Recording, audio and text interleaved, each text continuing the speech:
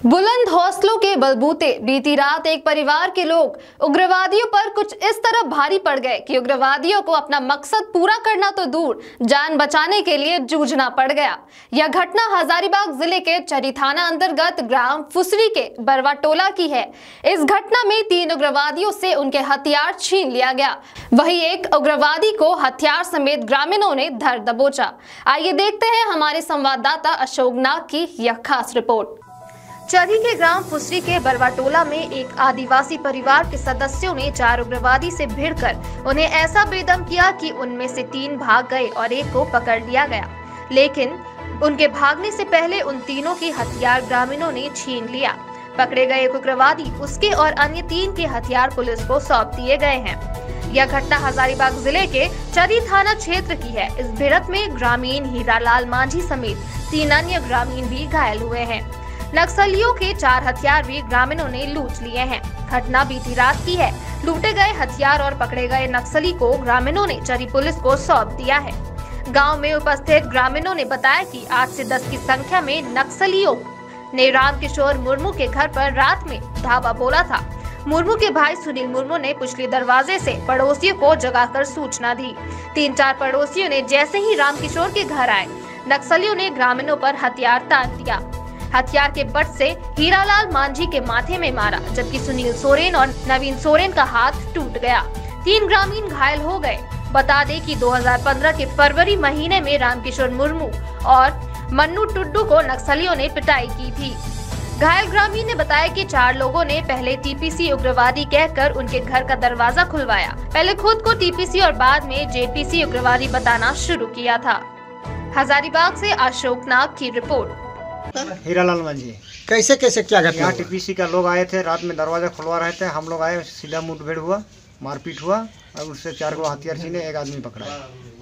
4 गो हथियार भी आप छीने? हाँ, 4 गो हथियार भी छीने, 1 गो आदमी पकड़ा है, जो चरी थाना को रात में ही सुपुर्द कर दिया गया।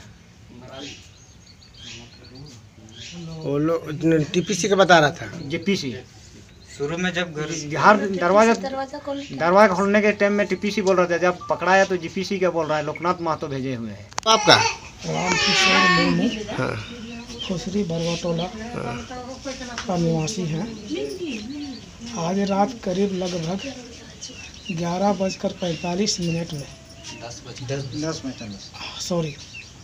10:45 में असामाजिक तत्व के लोग जो है रात में हमारा घर के दरवाज़ा को मारने लगे पैर से और चिल्लाने लगे कि रामकिशोर जी अब बाहर निकलिए, और नहीं निकलिएगा तो ठीक नहीं होगा।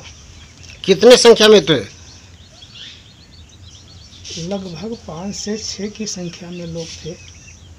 बाहर की जो लाइट थी, वो लाइट जो है सब मार उड़ के सब तोड़ताड़ कर दिया। अच्छा। और साथ में उस सब के हाथ में औजार था और उनके साथ साथ लाठी डंडा भी पूरा था, मैंने पूरा लैस था उस सब हथियार से।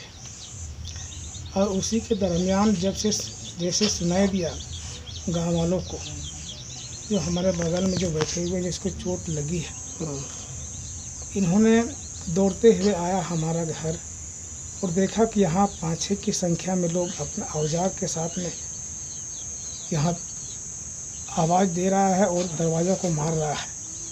इन्होंने जब पूछा कि कौन है, उसी के दरमियान उन लोगों ने लाठी डंडा और उस बंदूक जो हाथ में था उससे इस पर वार करने लगा।